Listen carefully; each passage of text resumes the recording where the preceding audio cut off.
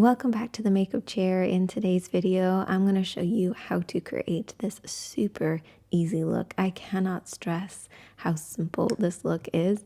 I know it may look complicated to beginners, but I promise you, it's so quick and easy to do. You can probably get this done in like 2 minutes with very little skill. So for anyone who is more advanced, here's a quick and easy look. And for anyone who's a beginner, you are going to nail this, I promise you. Now, if you enjoy tutorials like this and you are new here, then I might suggest hitting the subscribe button below. It's totally free. And if you're already subscribed, then thank you and welcome back. Now let's get started in creating one of the easiest looks ever. So as always, we're going to start by applying an eyeshadow primer all over the lid.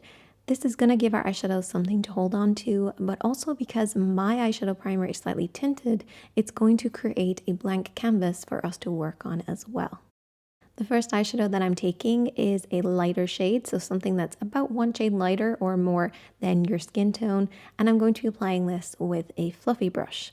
What I'm going to do with this, and I'm going to sweep this all over the lid and right up to the brows. Now, if you have hooded eyes, you want to avoid your hood. You want to keep this mostly on the lid and then the brow bone, but for everybody else, you can just kind of apply it everywhere. This is just going to lift and brighten the eye, also kind of setting the primer that we've already applied, if it needs setting, while just giving us an overall bright appearance across our lids.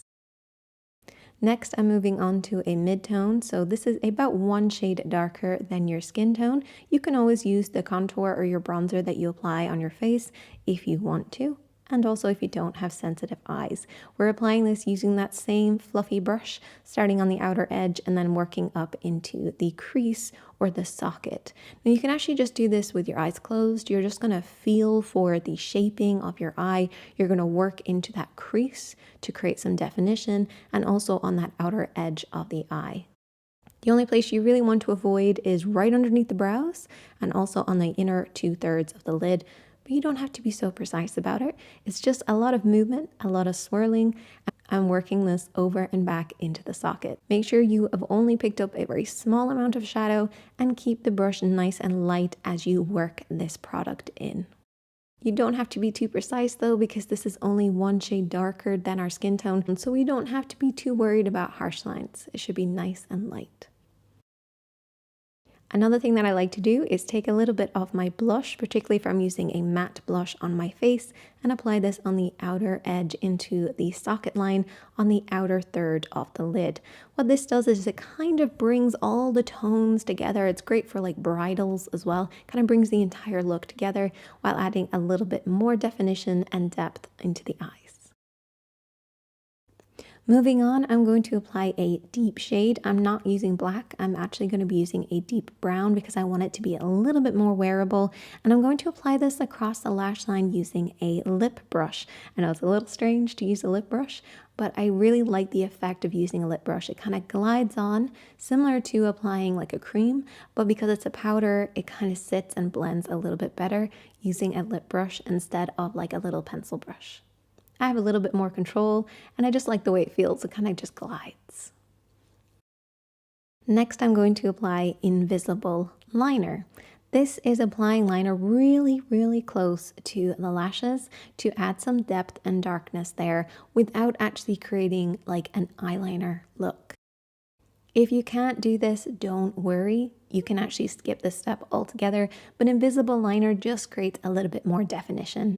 I also love this brush. It just makes things so much easier because it's slightly bent and it's really, really, really tiny, so I can get right in there really close to those lashes. So that's our eyeshadow done. I'm going to apply a brown pencil to the outer third of the inner rim or waterline, and then also into the upper waterline as well. Now, if you can't do the upper waterline, don't worry. I know it's quite ticklish.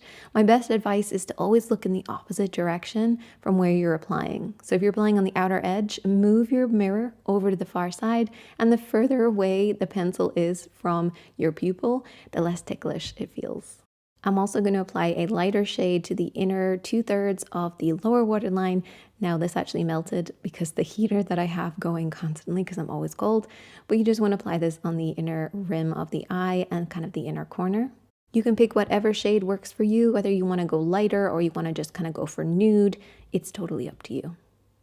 Okay, moving on to a mascara, and I want to share some mascara tips and how to use an eyelash curler as well for anybody who doesn't know or maybe just wants to recap.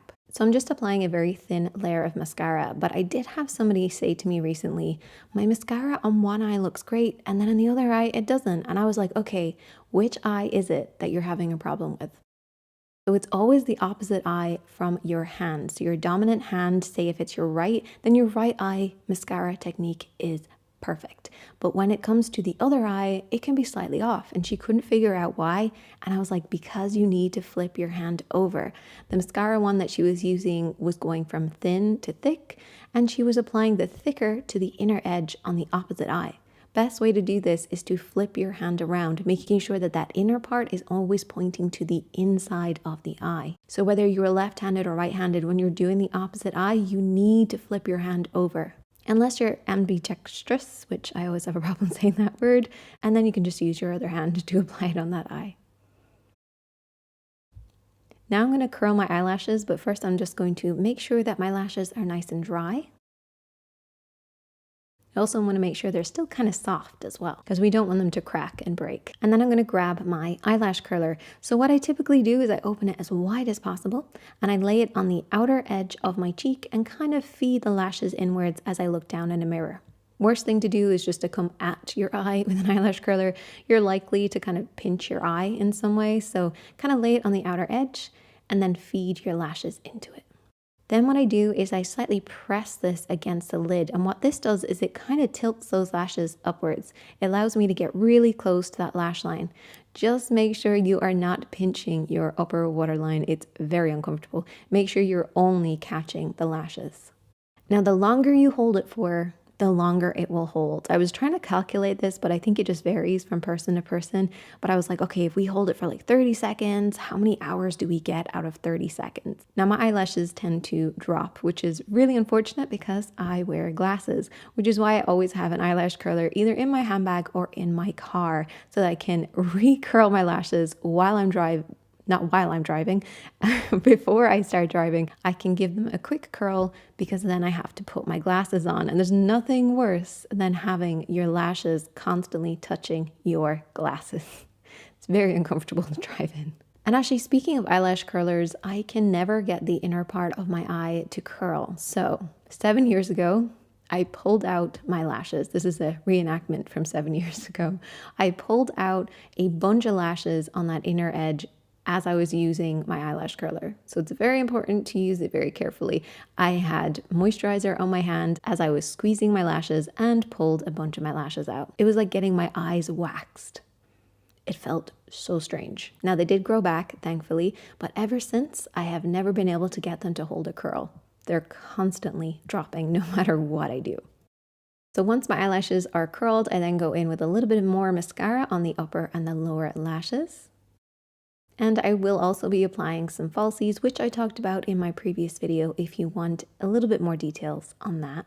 But I do like to use my eyelash curler again after I've applied my falsies. What this does is it kind of sandwiches them together. Now this can be a little tricky. You kind of have to feed the lashes in, particularly if you're using massive lashes like I'm doing here. So keeping it as open as you can, I kind of feed the lashes in. I look around to make sure that all the lashes are in there. And then I do the slightest, ever so slightest little squeeze.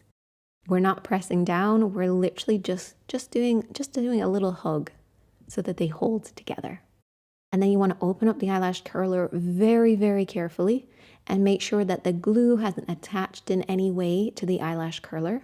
So I'm kind of pushing downwards just to make sure, because there's nothing worse than pulling off your fake ones after you spend ages applying them. And then there you go. That is the finished look. I really hope that you guys recreate this one. It's simple, it's quick, it's easy, it's very effective. I feel like this look is kind of dramatic. Are we saying that? Maybe, possibly. But it's also quite wearable at the same time. Depends on the lashes that you use, though. The more dramatic the lashes, the more dramatic the look looks. But I hope that you guys enjoyed this one. Definitely let me know if you've recreated. I would love to see it. And I would love to see you in another video really soon. So hit that subscribe button, hit the like button if you enjoyed it. And as always, my friends, be kind to yourself, be kind to others. You're doing the best you can, and I'll see you next time.